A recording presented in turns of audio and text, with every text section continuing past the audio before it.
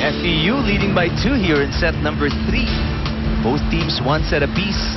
FEU UST 8-6 po ang kalagayan natin ngayon ang set 3, and this is the final game of the first round of eliminations. We'll take a break on Wednesday. Babalik po ang ating volleyball action on Saturday dito rin po sa arena in San Juan, and also live on Studio 23. Schedule will be determined by the result of this game today. Well, it's a good, it's actually a good opportunity for these players to rest their injuries. Like yesterday, I remember Phil Kainglet kind of twisted, had a really bad sprain. But it's good news because a lot of people, alam mo, with that slow-mo, thought it could have been a dislocated ankle, but we found out it's just a sprain. So, you know, it's a good sign for those nursing injuries. They have 1 week to actually rest it. And they're going to need it, as obviously the games will be more intense. And the plays are going to be much more difficult for all these players who've really warmed up to season 75. Tatlo na ang kalamangan ng FEU. 9-6 here in set number 3.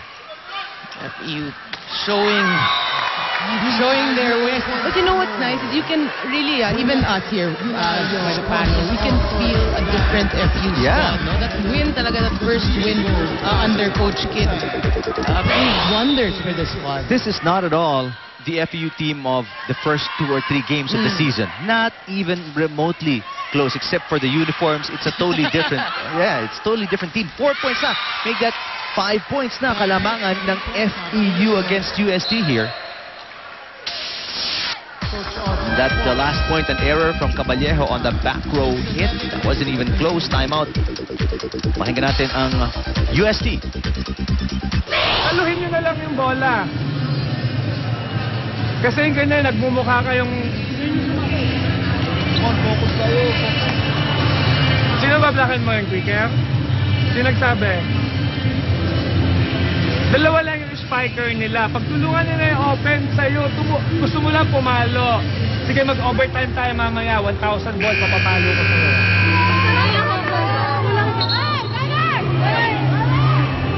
Coach Malman is clearly irate right now. I mean, it's a huge hole they've dug themselves into. I mean, some of that kasalanan nila.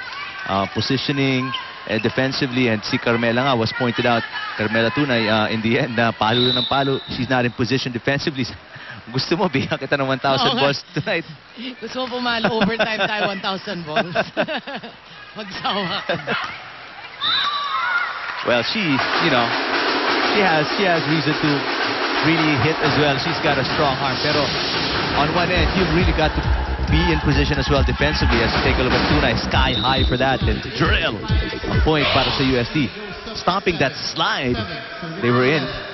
But yeah, Coach Audrey really just pointed out, you can't always think offense. You have to defend because, you know, there's blocking, there's service, there's reception. You gotta think defense as well. Caballejo has been off the mark so far in the last 2 plays, and papaltan siya ni Banaticla, and Banaticla gets another round of applause from the UST fans here. That's right. And actually, there's Cortez is also in for UST. Claudia Cortez, number 3. Kani-kanina pa siya pinasok nga ni Coach hindi lang natin na-mention. Joust won by FEU. Tumama yata sa net yung braso ni Lantin. And again, another error there for UST. But you know, these errors have been plaguing them here in this 3rd set. And in fact, they were forced into much more errors in set number 2 ng FEU. So FEU, when they put their mind to it, they can really play a mean defensive stance. Banaticla. Well, Banaticla's got to step up here. Wow.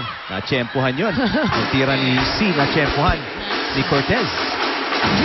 See her reaction. She's like a kid who got a bar of chocolate. Parang, See, there you go. Well, Claudia Cortez, just a rookie. And she's serving right now. Oh, good serve. Good serve. She is jumping around like they won the set already. That's a good sign for Coach Oji. You know, when you pluck all these rookies or the players you don't normally use, and they perform. That's such a bonus for you.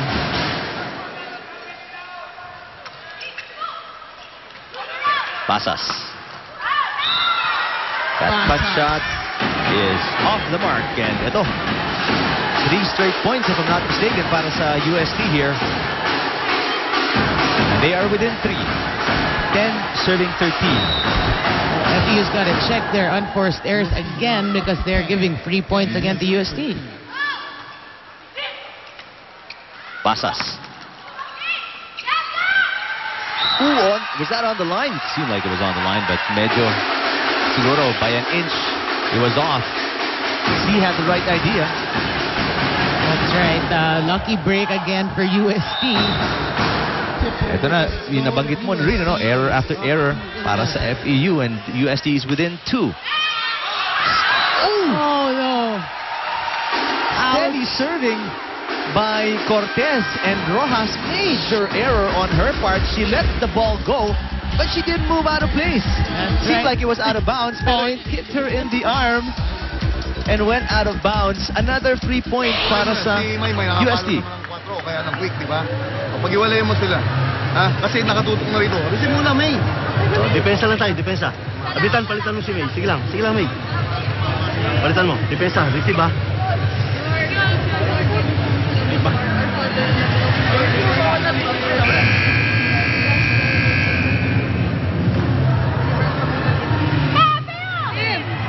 But you like that belief and confidence by Coach Kid Santos on Major Ray Rojas. Sabi niya, paltan mo na lang, May. Paltan mo yung nabigay mong point.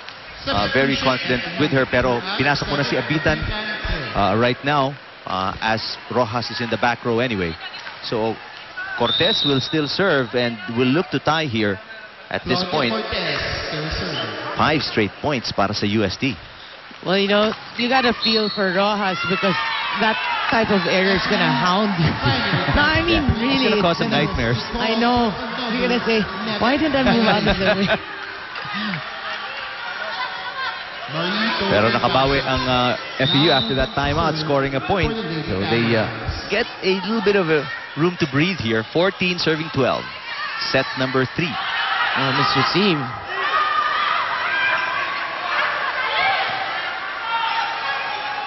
Palma. Joust won by Lantin.